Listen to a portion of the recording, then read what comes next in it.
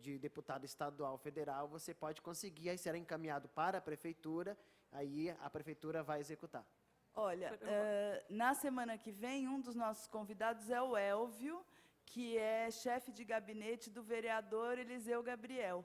E ele tem uma experiência super ampla em vários administração pública, orçamento público, tarará, e uma experiência longa na Câmara Municipal de São Paulo. Então, eu não sei muito bem a realidade de outros municípios, mas, assim, eu tendo a imaginar que, se é uma coisa, como o município de São Paulo vai destinar 100% das emendas ao município de São Paulo, às vezes a chance é maior dentro da Câmara de Vereadores, e o Elvio sabe tudo como é que funciona lá. Boa tarde. Meu nome é Sirlene, sou presidenta da Cooperativa Habitacional Central do Brasil. E a gente está presente em alguns municípios em São Paulo. Então, eu fiquei pensando assim, a gente trabalha, nós somos uma cooperativa de autogestão, sem fins lucrativos, trabalhamos com famílias de baixa renda, né? Nosso objetivo é diminuir o déficit habitacional, então a gente trabalha com direito à moradia. E a minha questão era o seguinte, como a gente está presente em municípios diferentes, em regiões diferentes, e a gente viu ali na planilha, né, que os parlamentares costumam destinar para suas regiões de atuação e etc., eu queria entender se é possível que uma única instituição possa receber mais de uma emenda, e se tem algum problema ético, porque às vezes pode não ter um problema, digamos assim, jurídico, mas pode ser que tenha um problema ético, que eu gostaria de conhecer como funciona, né, realmente saber o que está por trás do escrito, né, esses pactos não objetivos, mas que a gente sabe que são importantes saber. E eu ia perguntar sobre o modelo desse projeto, né, mas você já adiantou um pouquinho, mas, de qualquer maneira, não sei se está previsto nas próximas aulas, mas um modelo, ou a gente vê como que uma emenda que foi bem sucedida, para a gente ver mais ou menos como ela foi feita, algo do tipo. E também eu queria entender melhor essa questão. Teve uma pessoa que veio aqui fazer uma pergunta, né, que ela é da prefeitura, quer dizer, a verba chegou para o município e o município não soube operar e a verba não caiu, sei lá. Eu queria entender como que eu vou fazer um projeto contando com isso se não temos certeza, quer dizer, eu quero entender melhor, porque é um risco para a gente também, né? Quando a gente fala em habitação, a gente está falando de um direito, mas a gente está falando de uma coisa que é interpretada como um bem e é um bem caro. Eu preciso ter certeza da operação dessa verba, senão eu quebro a minha instituição. Então, eu queria entender melhor isso. Obrigada. Isso, exatamente.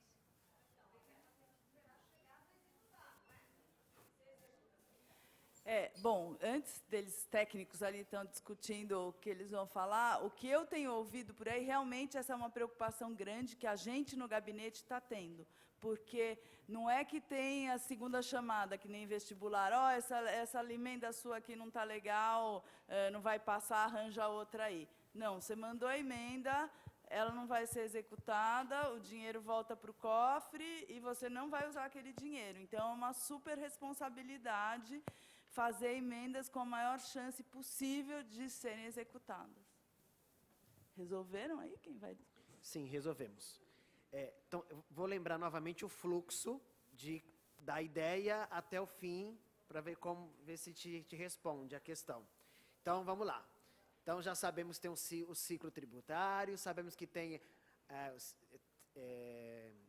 tributário orçamentário, lei de diretrizes e bases, que determina as diretrizes do Estado, estamos falando do Estado aqui, mas pode ser tanto no município quanto na União, e também a lei orgânica orçamentária, que vai, portanto, estabelecer quais os valores, o dinheiro que será implementado a partir das diretrizes estabelecidas.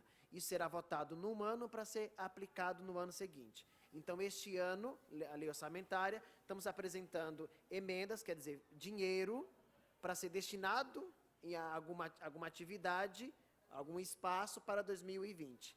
Neste momento, os parlamentares apresentam indicativos, não se apresenta projeto. Então, não é o momento de apresentar projeto, é o momento de apresentar indicativos. Então, eu indico 100 mil para a entidade, associação BYX, para atividades culturais, ponto. É só isso, é uma indicação, tem que ter o CNPJ, o objetivo e esse valor abstrato de 100 mil. Indicou, pronto. Foi aprovada a lei no finalzinho de dezembro, já está valendo 2020.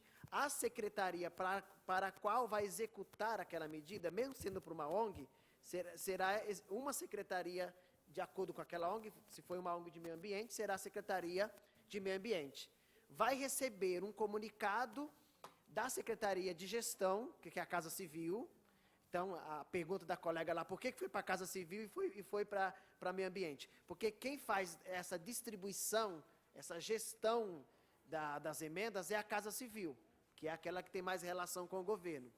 Então, ela vai liberar ou não a emenda. Liberar significa enviar um ofício para a secretaria dizendo, já pode executar.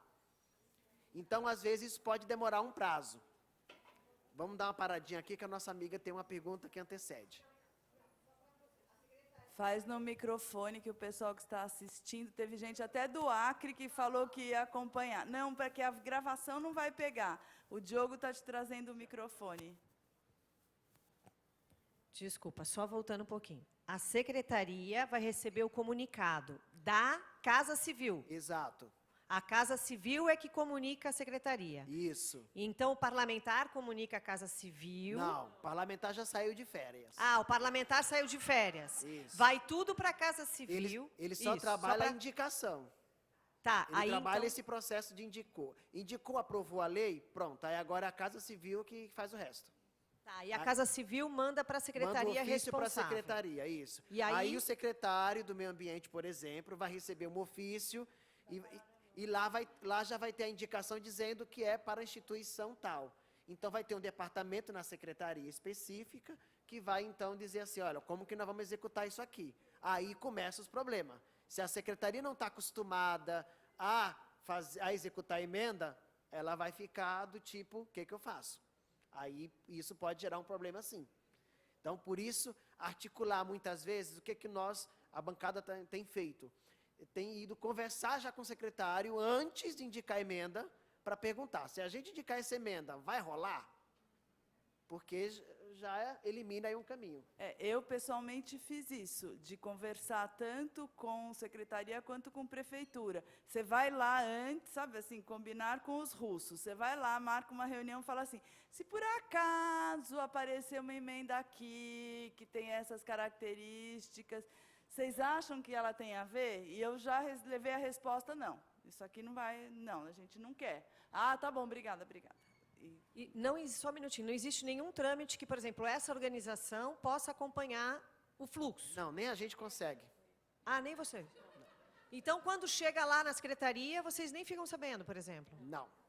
Ixi, gente, mas aí complica. Pois é. Tinha que ter transparência, temos que exigir transparência. Gente, esse curso já é o máximo de transparência que nem isso existia. Falar sobre isso, nem isso existia. Então, por isso que esse pouco de informações que nós temos, fomos, durante esses 2 meses, recolhendo, pegando uma coisa, outra, para poder chegar aqui, ter alguma coisa para informar, porque nem isso se tinha. Para você ter uma ideia, o parlamentar tem que ficar ligando na Secretaria de Governo e perguntando, já liberou, não liberou, saiu, não saiu? Então, foi o que a Samira falou. Na LO agora, na LOA, desculpa, agora, tem uma previsão de que vamos ter pelo menos uma resposta em 90 dias de quando se ela for negada. Pelo menos isso já foi aprovado na lei, então a próxima nós vamos ter essa informação, que nem isso tinha antes. Aí deixa eu continuar então o fluxo, né? Então a secretaria recolhendo, ela vai fazer um edital, né? Um processo edital e convocar, portanto, aquela pessoa, aquela instituição na qual é destinada, para apresentar um projeto. Aí sim, ela vai ter que apresentar um projeto de execução, que é o que nós vamos trabalhar no dia 7/11. Deixa eu complementar algumas coisas, rapidinho. Eu acho que, no seu caso, deveria ir para a Secretaria de Estado. Talvez, como são vários municípios, aí a Secretaria de Estado deve fazer algum tipo de... Porque eu selecionei ali os municípios, mas tem algumas emendas que foram para as secretarias de Estado. Se elas foram executadas ou não sabemos, certo? E é um pouco o que eu procurei falar, né? A gente não sabe nem o final da ponta, então a gente também não sabe o meio. Então a gente não consegue saber se aquela emenda particular está associada a algum número de convênio específico, a gente, como sociedade civil, não consegue acompanhar nesse nível de detalhe, tá? Então, só para... Vou reforçar uma coisa que já falaram, mas só acho que tentando organizar. Acho que, do ponto de vista de quem está atrás desses recursos, tem 2 trabalhos necessários, tá? Um direto com o parlamentar, e aí quando fala que não precisa do projeto, não precisa, burocraticamente, nesse momento, não precisa do projeto, mas se você vai chegar para um parlamentar e apresentar uma ideia, você precisa apresentar né, o que você pretende fazer com essa verba, não precisa ter o projeto no nível de detalhe que precisa para a assinatura de um convênio com o setor público. Tá? São 2 coisas diferentes. Ter uma apresentação do seu projeto é importante para ele te receber. Você recebe uma carta, né? Ou marca uma reunião para apresentação. E tem a amarração com a secretaria. Então, entidades que já fazem, já recebem verbas de secretaria, até verbas orçamentárias, né? Já fazem isso com muita facilidade. E a gente, no nosso gabinete, a gente está fazendo esse trabalho de ir nas secretarias, né, falar, vai ser executado? Como que funciona? Posso fazer desse jeito? Posso não fazer? Então, quando fizer essa conversa com o parlamentar, também vê dele o comprometimento dele fazer essas conversas nas secretarias. A gente está com o tempo hiper curto, tem mais 2 perguntas. Pedir para as perguntas serem rápidas, a gente vai responder rapidinho e ainda a gente tem mais 3 aulas. Então, pronto. Boa tarde. Meu nome é José Vieira, eu sou advogado. Faço parte de uma instituição em São Paulo que chama Instituto A Cidade Precisa de Você, que trabalha com direito à cidade e uso e ocupação de espaços públicos, e de um movimento de bairro conhecido como Vilas Beija, tendo por referência o movimento de ecobairros, né? E tenho 2 experiências com emendas parlamentares. Uma foi uma reforma de um equipamento numa praça que a gente participa e propõe a gestão participativa, que foi do vereador Polici Neto, que houve um repasse direto da prefeitura para a execução da obra. Não houve participação de nenhuma organização da sociedade civil, nenhuma pessoa jurídica. A outra experiência foi o que a colega mencionou aqui, que é da chamada cívica também, do Polici Neto, que foi uma seleção de projetos provenientes de organizações constituídas e movimentos informais, movimentos de bairro, né, que também não era condição a participação de pessoa jurídica constituída para a realização do projeto. E aí, eu devolvo para vocês, porque eu estou ouvindo vocês falando que é condição receber, né, que a proposta seja feita por uma organização, uma pessoa jurídica, né, sem fins econômicos, lucrativos. Seja lá por qual meio, né, se por convênio, ou se vocês consideram, por exemplo, a legislação do marco regulatório das organizações da sociedade civil, que tem outros instrumentos jurídicos de regulação. Então, essa é a pergunta que eu faço. Obrigado. Podemos juntar com a última, por causa do tempo, aí já responde as 2 juntas. Boa tarde, meu nome é Brandina, eu sou assistente social. Eu gostaria de perguntar para ele, nós já entregamos o projeto, se foi aprovado lá, e aí vai para a secretaria, dizendo que é para aquela instituição, para que vai abrir edital, então? Porque quando abre o edital, todo mundo vai tentar de novo, não é isso? É para ele. É para você. Esqueci seu nome. José. Desculpa. Viu, José? Entendeu? Se já está destinado, desculpa, mas deu nó na minha cabeça. Porque eu já mexo com alguns editais. Quando sai o edital, é para todo mundo. Então, quer dizer que o edital é uma besteira mesmo? A gente faz por bobagem? Quando ele chega lá, já tem cartinha marcada, a gente fica se matando para entregar um monte de coisa e já tem o destino certo? Não estou fazendo gente de bobo ainda? É isso? Desculpa a pergunta. Ok. Então, vou responder primeiro do José Vieira. José Vieira, eu acabei respondendo muito mais de pessoa jurídica porque as perguntas eram nesse sentido, mas não, a emenda pode ser enviada para qualquer secretaria que ela mesma vai executar. Então, não precisa de outra pessoa jurídica para executar. Respondi a isso porque era mais ou menos as perguntas que eram sempre nesse sentido. Então, você tem razão. Por exemplo, nós temos emendas que vai direto para a educação, que é uma própria alteração, mudança numa escola. Então, quer dizer, a própria Secretaria de Educação vai fazer, não precisa de nenhum terceiro, não precisa de edital, não precisa de convocação, nada disso. Então, só para dizer que aquilo era a resposta das questões. Quando a gente fala convênio, é uma forma popular do que as pessoas conhecem, mas é só para, no fato, segundo o marco regulatório, o termo correto é fomento. Então, estou usando a expressão convênio porque é o que o povo popularmente conhece, mas o termo legal, segundo o marco regulatório, é fomento e se aplica o marco regulatório nesses casos. Sobre a pergunta da nossa colega... Oi? Sim, exato. Por isso que é tão difícil, porque o marco regulatório tem bastante critérios. E sobre a questão do edital, sim, toda forma de relação com o Estado, com o terceiro, tem que ser através de uma regulamentação, portanto, de um contrato chamado fomento, enfim, convênio para a gente entender.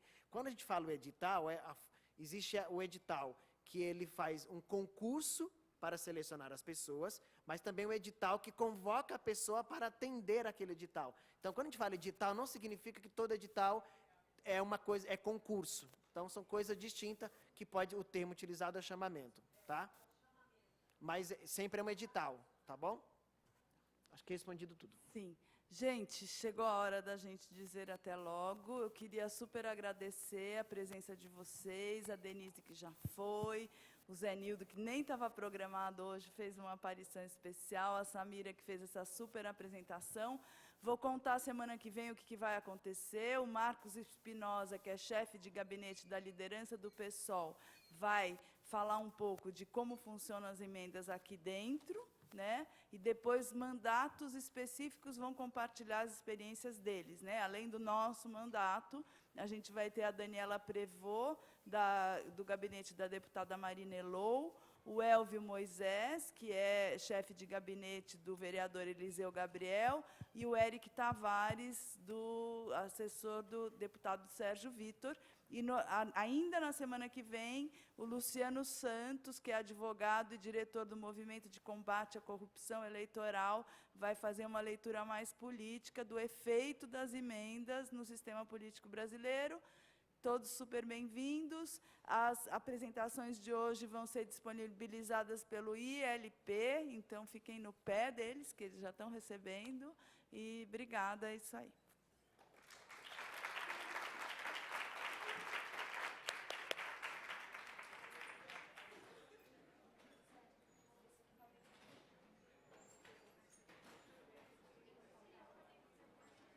Então, vai para o